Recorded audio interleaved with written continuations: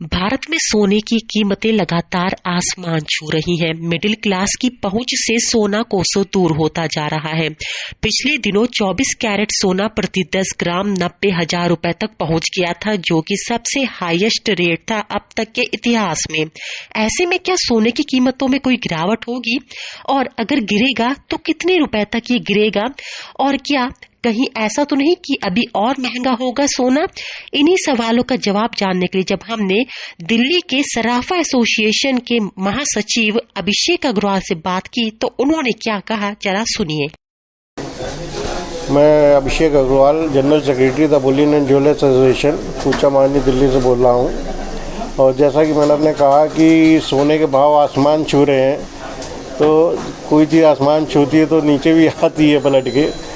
तो जो हमारे यहाँ से जो डाटा आ रहे हैं गोल्ड के, उस हिसाब से $3,050 का एक जो रेजिस्टेंस है, बड़ा स्ट्रॉन्ग रेजिस्टेंस है। वहाँ तक जाने की तो उम्मीद है ही है हमारी कि $3,050 टच करने चाहिए। और उसके बाद थोड़ा सा करेक्शन कहते हैं मेरे हिसाब से ड्यू है कि कहीं $100-150 का एक करेक्शन हम वहाँ पे देख सकते हैं कि जिस तरीके से मार्केट इस समय ओवरबॉट पोजीशन में आ चुकी है। तो थोड़ा सा एक करेक्शन, ये समझिए कि होली के आसपास 2 वीक्स के आसपास, मतलब $100 से $150 का करेक्शन मेरे हिसाब से बनता है। सर, और क्या वजह है इसकी महंगा होने की सोने की, क्योंकि कभी इतना ज़्यादा भाव हमने नहीं देखा। देखिए, सोना 2 वजह से बढ़ रहा है। एक तो इंटरनेशनल मार्केट में बढ़ रहा है, और दूसरा करेंसी की डिप्रिसिएशन होने की वजह से बढ़ रहा है। इंडियन टर्म्स में इंडियन रुपीज़ कंटिन्यू आप देख रही हैं फॉल हो रहा है। 82.5 रुपये से गिरना चालू हुआ तो 87 रुपये तक आ चुका है। तो इतना फॉल होने के बाद भी अभी कंट्रोल नहीं हो पा रहा है। आरबीआई पूरी अपनी कोशिश कर रहा है, इतना डॉलर सेल ऑफ कर रहा है बाजार के अंदर कि सारा कंट्रोल कर पाए इस पर, लेकिन वो कर नहीं पा रहा है। ये तो 90 रुपये तक भी डॉलर एक्सचेंज रेट हमारा जा सकता है। तो इसकी वजह से एक तो मेन गिर रहा है रुपी टर्म्स में।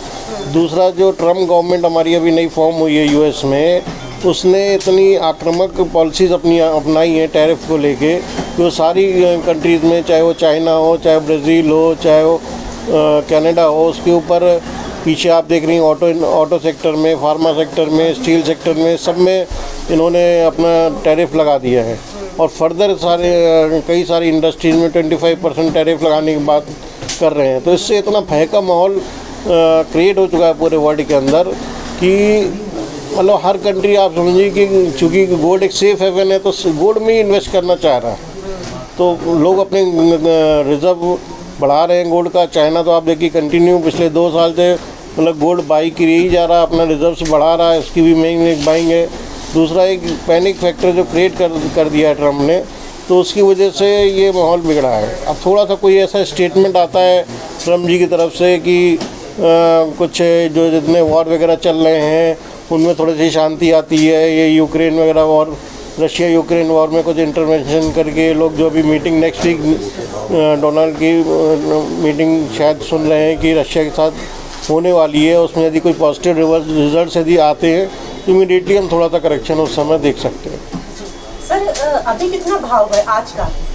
आज का भाव है समझिए कि 99.5% का 88,900 का भाव है दिल्ली में।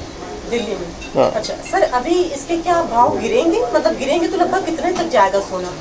नहीं, अभी तो मैंने बताया, अभी तो नहीं गिरना है। अभी तो $3,050 तक जा सकता है, तो उसके बाद गिरेंगे तो वही 82-83 हज़ार तक लास्ट देख सकते हैं, इससे नीचे नहीं।